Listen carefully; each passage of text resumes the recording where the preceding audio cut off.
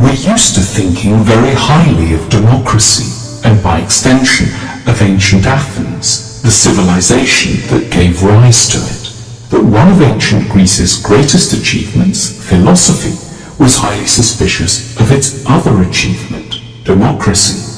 The founding father of Greek philosophy, Socrates, is portrayed in the dialogues of Plato as hugely pessimistic about the whole business of democracy.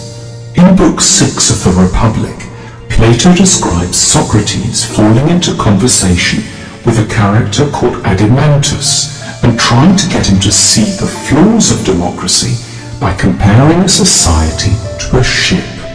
If you were heading out on a journey by sea, asked Socrates, who would you ideally want deciding who was in charge of the vessel? Just anyone, or people educated in the rules and demands of seafaring? The latter, of course, says Adimantus. So why then, responds Socrates, do we keep thinking that any old person should be fit to judge who should be the ruler of a country? It's therefore very striking to discover the Parthenon has become almost a byword for democratic values, which is why so many leaders of democracies like to be photographed there. Socrates' point is that voting in an election is a skill, not a random intuition, and like any skill, it needs to be taught systematically to people. Letting the citizenry vote without an education is as irresponsible as putting them in charge of a trireme sailing to Samos in a storm. Socrates was to have first-hand catastrophic experience of the foolishness of voters. In 399 BC, the philosopher was put on trial on trumped-up charges of corrupting the youth of Athens. A jury of 500 Athenians was invited to weigh up the case and decided by a narrow margin that the philosopher was guilty. He was put to death by hemlock in a process which is, for thinking people, every bit as tragic as Jesus' condemnation has been for Christians. He did, however, insist that only those who had thought about issues rationally and deeply should be let near a vote. We have forgotten this distinction between an intellectual democracy and a democracy by birthright.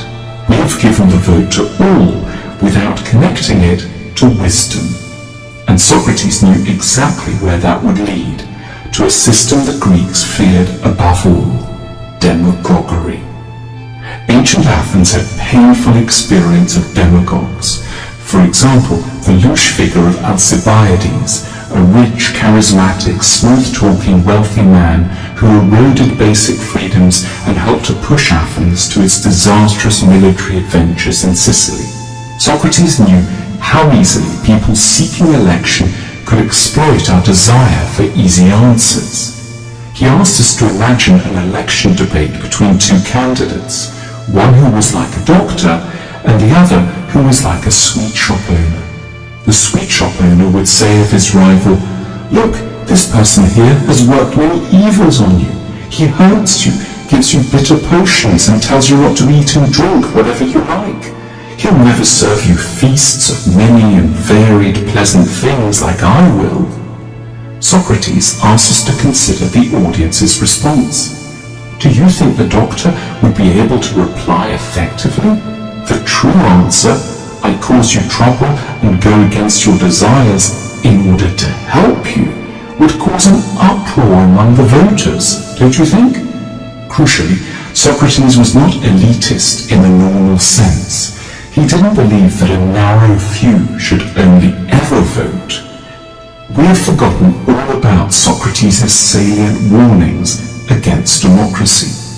We have preferred to think of democracy as an unambiguous good, rather than as something that is only ever as effective as the education system that surrounds it.